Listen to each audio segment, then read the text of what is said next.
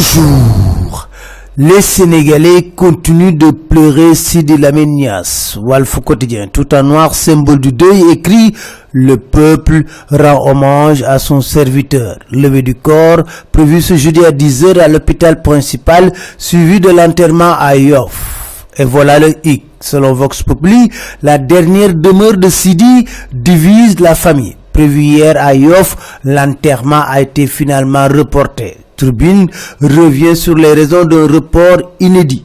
Il y a eu tiraillement autour de son inhumation, rapporte Rewmi Quotidien. L'Observateur d'écrire « La famille de Sidi est à corps et à cri ». Il y a eu un terrible clash entre Ahmed Khalifa Niasse et Cheikh Niasse, le fils du défunt.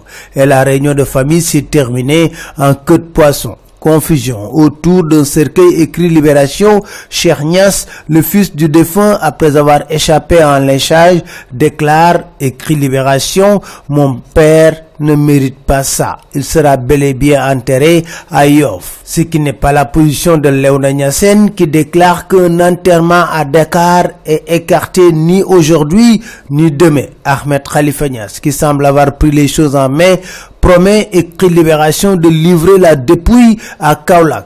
Ce qui pousse les Échos à écrire Ahmed Khalifa Niasse et les khalifes imposent Kaolack. Source à décrire, en voilà un enterrement au forceps. Mais le fait du jour, c'est la révélation d'Ahmed Khalifa Niasse à la une de l'As. Il déclare « On a tué Sidi Lamine Niasse en lui faisant endurer les pires épreuves ». Enquête résume tous ces événements par ce titre, c'est la seconde mort de Sidi, surtout avec cette polémique qui s'est installée au cœur de la famille, écrit 24 heures. Selon le quotidien, le Sénégal est dans l'attente des financements pour le PSE phase 2.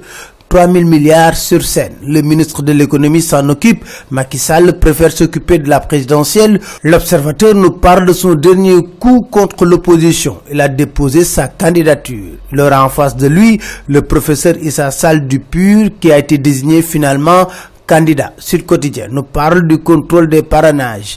Selon nos confrères, sur la non-implication des acteurs politiques dans le contrôle, les experts électoraux émettent un oui, mais réduction du prix sur l'autoroute à péage. Selon Vox Populi, Dakar-Diamniadio est ramené à 2000, AIBD Touba fixé à 3000. Terminons avec Dakar Time qui révèle que 25 000 nouveaux cas de diabète sont recensés par an au Sénégal. C'est tout. Merci. Très bonne nuit à tous.